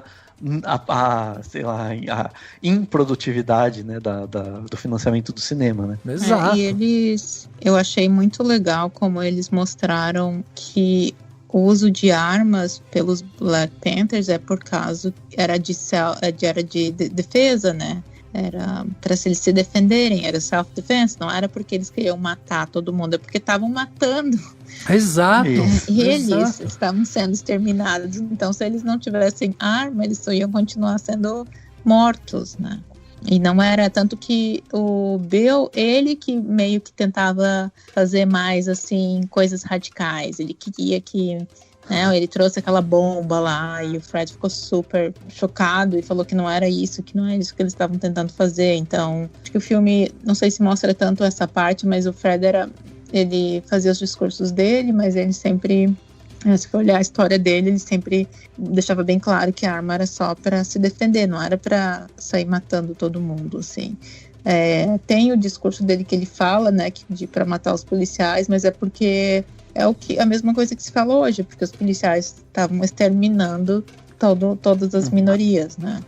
Então, era mais por isso. E a parte de que uma das coisas que me chamou muita atenção, que mostra no filme, de ele falando que ele estava educando. Então, uma das coisas que era muito importante para ele era educar. Ele tinha essas aulas, e também você só podia entrar pro partido se você fizesse não sei quantas horas de aula. E de educação, né, política e tudo. Então ele sempre fala que ele estava educando as pessoas para as pessoas poderem fazer tomar uma decisão assim, né, com informação, né, não só... então ele falava assim, eu tô dando essa informação para vocês e vocês vão decidir se vocês querem ir contra, tirar o governo ou não. E é legal que, assim, você falou da questão das armas, é a famosa diferença entre a violência do opressor e a reação do oprimido, né? Exato. Que é um conceito muito importante de se entender, né? Exato. E o Bill foi instruído a incitar a violência porque o FBI queria provas que eles eram violentos. Exatamente. You think you're gonna be a bad mother? It was a question. Why you gotta ask yourself that? I don't know.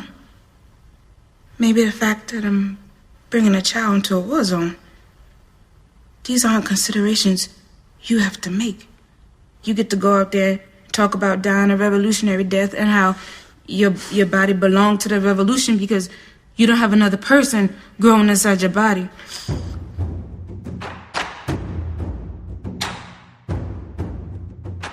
Aliás, né, tem aquela cena muito boa também de quando o Fred tá em casa e ele recebe a notícia que ele vai ter que voltar pra cadeia, e aí a Deborah chega ali e ele tá olhando uns papéis e tal, e ela fala, o que você tá fazendo? Ele fala, tô rememorando algumas coisas. Ela pega um pedaço de jornal e aí tem aquela história, né, daquele garoto...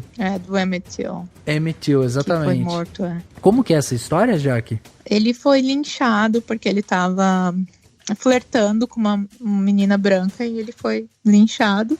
Exato. E a mãe dele resolveu fazer o velório com o caixão aberto, porque ela queria que todo mundo visse o que foi feito com o filho dela. E isso chocou o país inteiro, porque a decisão dela de mostrar nunca tinha sido feita antes, né? Exato. Era escondido. E a mãe dele foi babá desse menino. Isso, exatamente. Não, e assim, o que fizeram com ele, esse linchamento que fizeram com ele e tal, desfigurando ele completamente e tal, e aí você tem esse momento em que o Fred olha aquilo e ele fala, nossa, a hora que eu vi aquilo, né, e eu falei, podem fazer isso comigo, é isso mesmo? Podem chegar em algum momento e chegar isso em mim, então eu preciso ter uma atitude de proteção com os meus irmãos, com as minhas irmãs. Cara, quando eu olho isso, não é nada mais justo, entendeu? De você se proteger, porque é uma completa barbárie isso daí, né? A Angela Davis sempre fala isso, que ela, desde criança, ela dizia, né, até que o pai dela, eles simplesmente chegavam a polícia no bairro e atirava nas casas todas, sem motivo algum. Exato, aí, exatamente. Então eles vão chegar aqui atirando e a gente não tem nem como se defender. A Angela Davis, que inclusive aparece no comecinho, né, já que assim, bem jovem e tal, né, fazendo um discurso ali, mas é uma das vozes realmente hoje mais fortes. Ela é professora, filósofa, né, nos Estados Unidos, e é uma das vozes muito fortes, né, do movimento, né? E eu achei bem interessante que eu não sabia disso, mas todos os chapters do partido no país, eles tinham um código de vestimenta e cada um tinha o seu, era meio parecido, mas cada um tinha suas individualidades. E o de Chicago é porque, como eram pobres, e na Califórnia eles usavam mais jaqueta de couro. Pode ver umas fotos da Angela Davis com jaqueta de couro e tal. E em Chicago, você vê no filme que eles estão usando aquelas jaquetas de militar verde, porque eles não tinham dinheiro para comprar jaqueta de couro e porque era a guerra do Vietnã, e aí todo mundo tinha uma daquela, porque alguém serviu, né, na guerra ou no military, daí tinha em casa, eles só tiravam os emblemas todos e usavam aquela jaqueta verde, e era uma forma de protesto também, porque era para dizer que vocês estão mandando tropas para outros países, mas tem uma guerra que deveria estar acontecendo aqui dentro do nosso país. E o fato de eles usarem boina era porque na América Latina os revolucionários usavam boinas, né? Che Guevara, eles usavam, então era uma coisa assim de mostrar, nós também somos revolucionários. Exatamente. Então isso foi muito legal, que eu não sabia. Não, sensacional. Voltando no que a gente estava comentando do Daniel Kaluuya, né, de ser um ator britânico, é interessante, né, ver tipo o David Oyelowo, que fez o Martin Luther King no filme lá no Selma, né, da Ava DuVernay, também é britânico, e agora também tá na corrida do Oscar, também nessa corrida de premiações, Uma Noite em Miami, acho que é o Kingsley Ben-Adir, né, que é o ator que faz o Malcolm X nesse filme, também é britânico, né? Então é interessante, sim, claro, é só uma curiosidade, mas é interessante ver como que você tem, enfim, 3 grandes americanos, né, negros da luta e tal, sendo representado por atores britânicos. Claro que você tem o Malcolm X eternizado, né, pelo Denzel Washington, mas é interessante pensar nisso, assim, porque, enfim, até a troca cultural que deve ter, imagino que deve ser interessante. No Reino Unido a história é outra, a situação é diferente, se assemelha com certeza em muitas coisas, mas é diferente, então é interessante ver isso, assim, também. É muito legal contrastar os dois, o Neil com o Daniel, porque aí você vê que o Daniel, ele veio e ele queria representar, ele né, o Fred era um ídolo para ele e tudo mais, ele tentou fazer da melhor forma possível, né, de fato ele fez super bem, mas o Lakeith, ele é americano, então ele sofreu muito também, né? Ele entendia mais o que... Então ele teve muito mais dificuldade, assim. Ele falou que ele teve muitos problemas até psicológicos, ele disse, por conta do personagem, porque ele queria também humanizar mais o personagem dele e entender, né, que ele também era uma vítima no fim das contas, mas ele disse que ele entrou tanto no personagem que ele começou a pensar assim, cara, será que eu também teria sido corrompido? Será que isso aconteceria comigo? E ele também falou sobre o fato de que quando você faz, né, tá assim, representando uma pessoa, no caso ali de ele estar em contato com alguém que estava fazendo o Fred, ele falou assim, nossa, e o que eu tô fazendo, né? Tu vê esse cara que deu a vida dele e eu tô fazendo o quê? Então, para ele foi muito mais difícil, pelo fato de ele ter passado por muita coisa e ele ser americano, entender,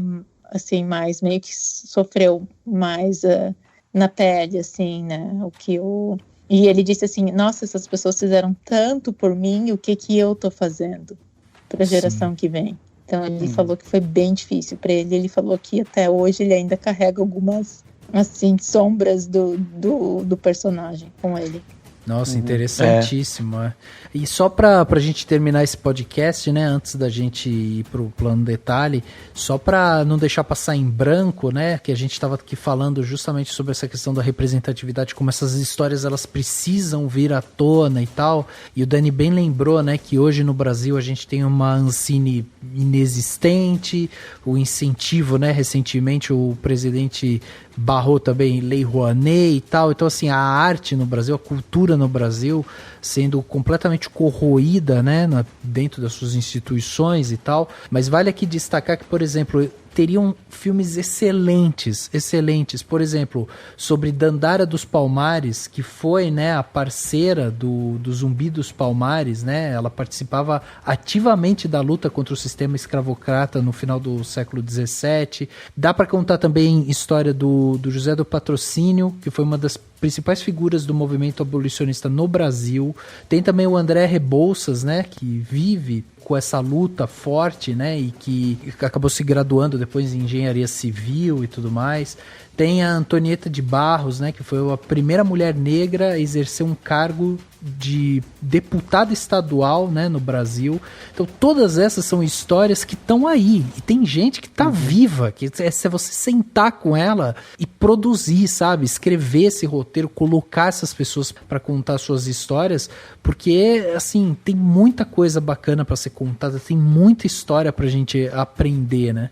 O próprio filme do Marighella, né, que deve sair em breve, a gente tá esperando, que reforça, também interessante, né, enfim, é um debate a se pensar, mas reforça a negritude no Marighella, né, porque ele era um homem negro de pele mais clara, e aí no filme é o Seu Jorge que faz ele, então tem, enfim, dá pra se discutir ou se conversar sobre isso quando o filme sair até, mas também tem isso também, né, são figuras que às vezes, sei lá, Machado de Assis, né, foi um maior escritor do Brasil, era negro, e a negritude dele foi apagada pela história por muita gente, então também tem essas questões que é interessante, mas que quando eu falei disso, a ideia era mais provocar, né?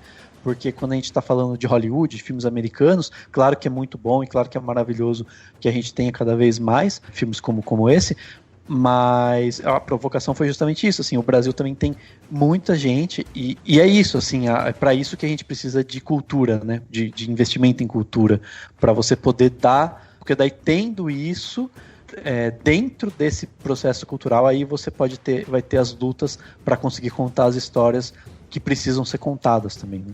Exatamente. Mas eu acho que o Bill representa muito o que está acontecendo no momento atual, assim, eu acho que é por isso que o Lucky ficou em conflito com ele mesmo, porque o Bill representa muito essa coisa de que desse egoísmo de eu me vender para as mídias sociais, né, porque se eu for um revolucionário, eu vou perder seguidor.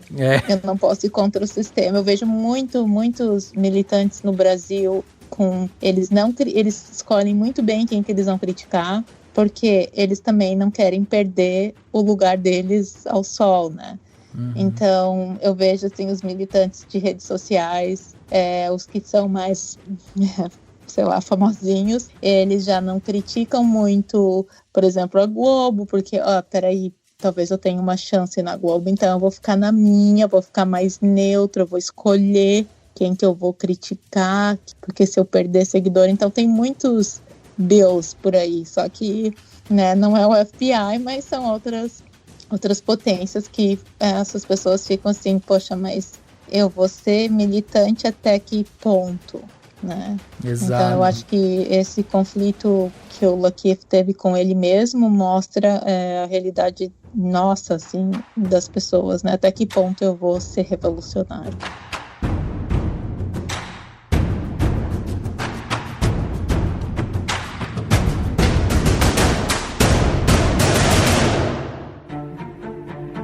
Dicas para a sua semana? No Plano Detalhe.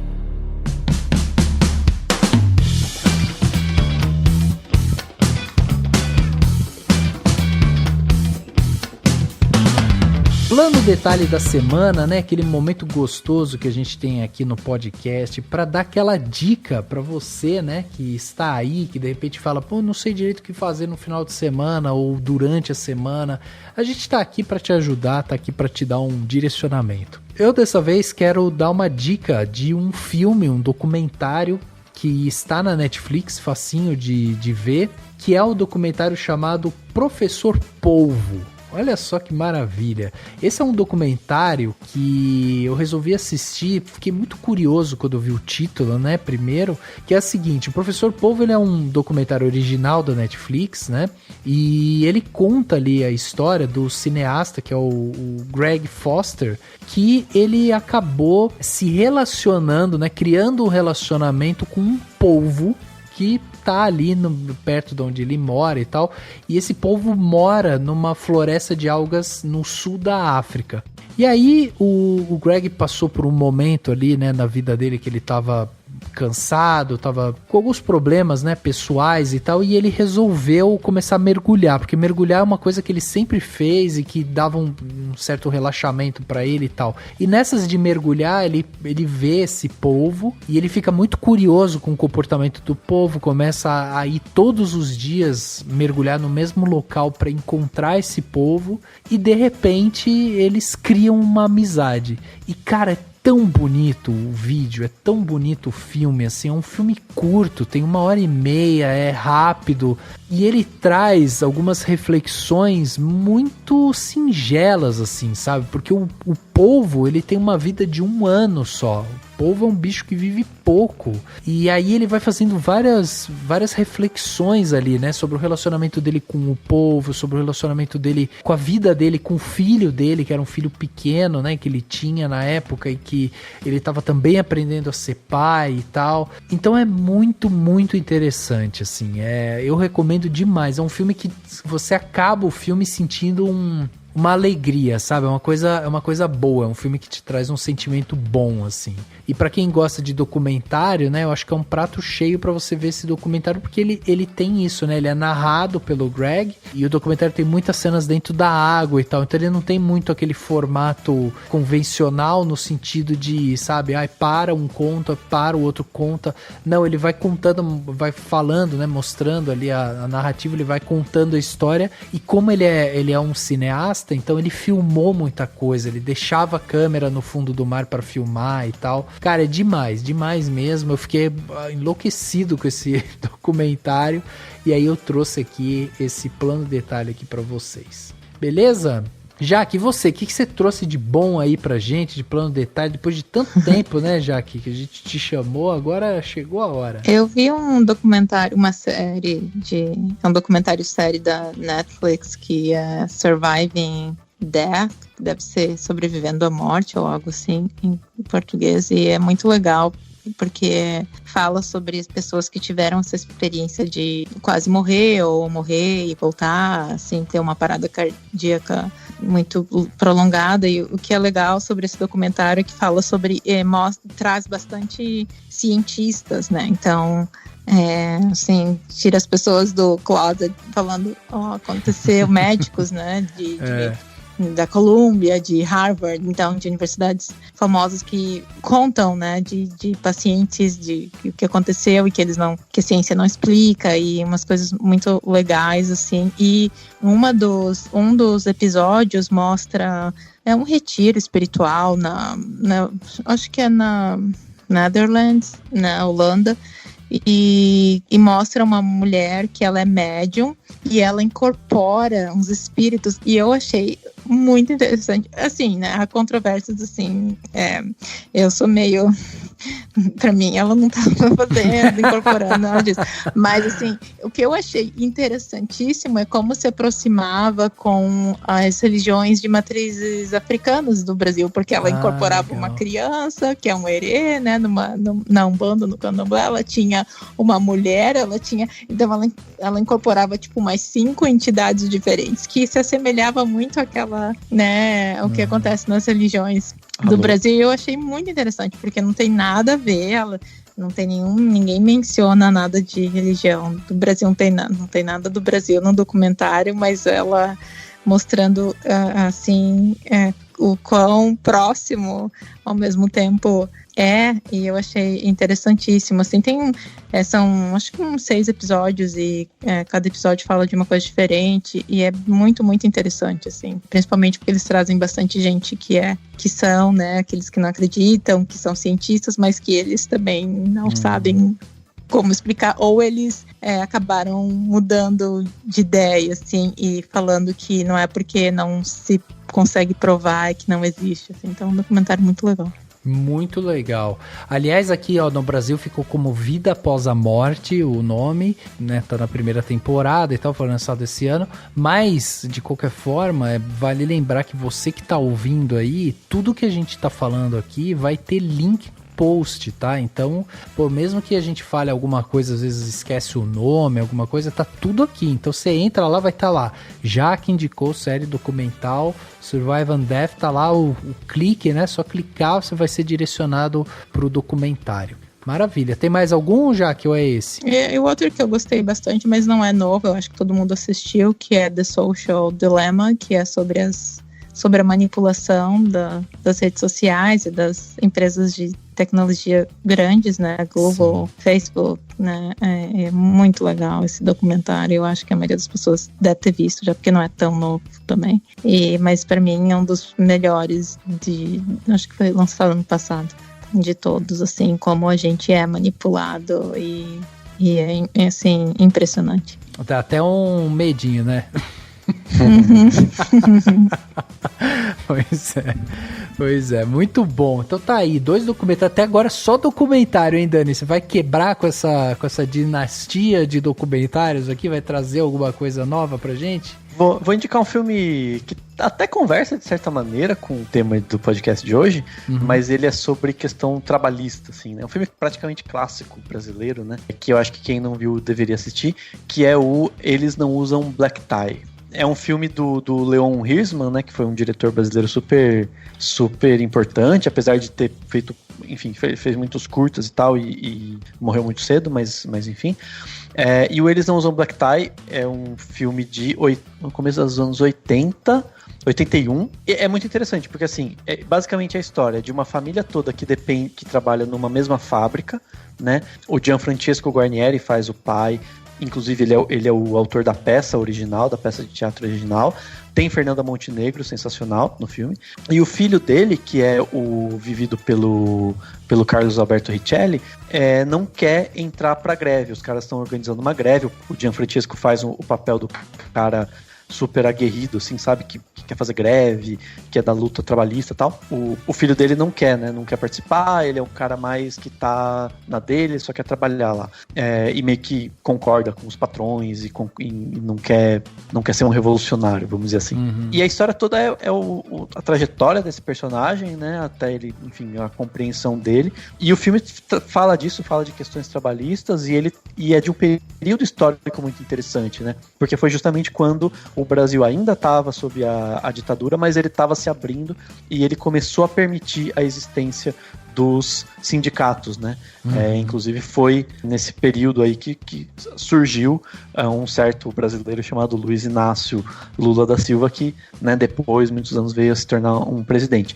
Historicamente ele é muito importante, tematicamente ele é muito legal, muito atual em muitas discussões. Tem Fernanda Montenegro lá pra você ver e falar, cara, que foda. Enfim, filmaço.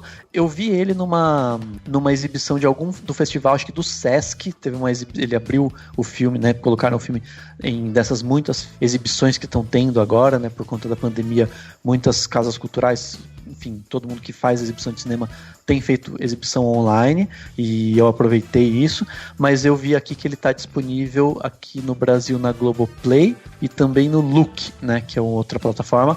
Então ele está disponível para quem é assinante de uma dessas plataformas. E filmes brasileiros assim um pouquinho mais antigos, geralmente as pessoas conseguem achar, nem sempre com uma boa qualidade, mas conseguem achar no YouTube. Então, sempre tem alguém que subiu o filme lá e ele tá por lá. Então fica a dica aí, um filmaço. Filmaço. E o Gianfrancesco Guarnieri é um cara que você, quando vê ele assim, parece que ele é eterno, né? Você vê ele, você lembra da voz dele, do talento dele. Esse é um cara impressionante. Sim. E morreu já faz mais de 15 anos praticamente aí que ele morreu. Sim. É incrível, né? Uhum. Não, é muito foda, muito foda. É todos imortal, estão né? ótimos. Imortal, exatamente. Imortal.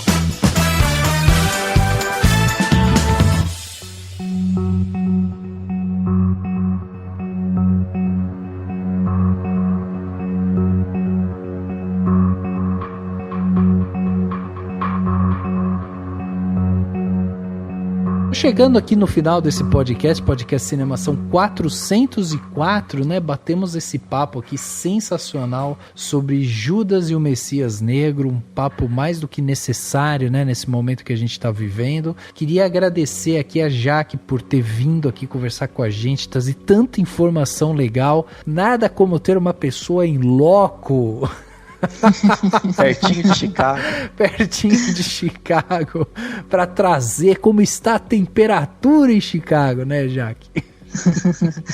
Sim, obrigada pela oportunidade. Eu sempre gosto de falar sobre o que acontece e como eu vejo as coisas aqui, porque eu cresci, né, no Brasil, então eu gosto de comparar a minha experiência no Brasil e a minha experiência aqui, e é muito legal assim poder também compartilhar isso numa plataforma como a de vocês. Cara, demais, Jaque, obrigado. E Jaque, para quem quiser acompanhar você aí em rede social e tudo mais, como é que faz? Ou quem quiser ler alguma coisa que você de repente escreve, produz e tal, tem algum local aí que a gente pode te acompanhar?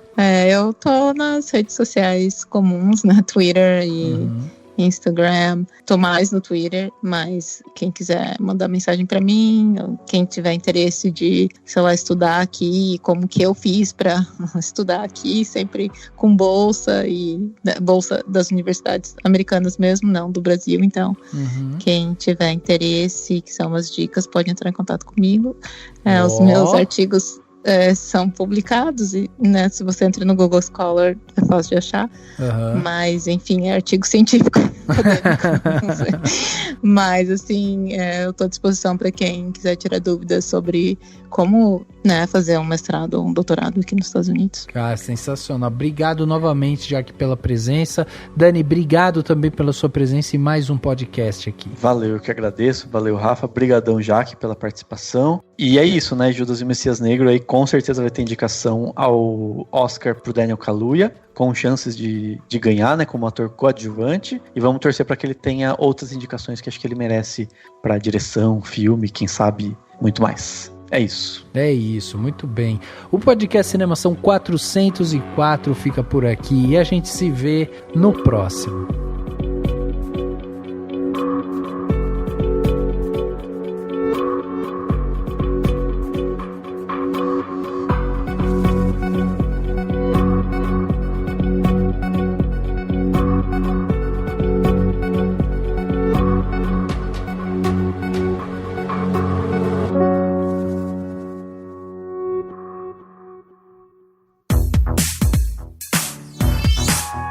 Podcast foi editado pela Isso Aí Design. Tudo isso é forma com função. É design estratégico. É isso aí.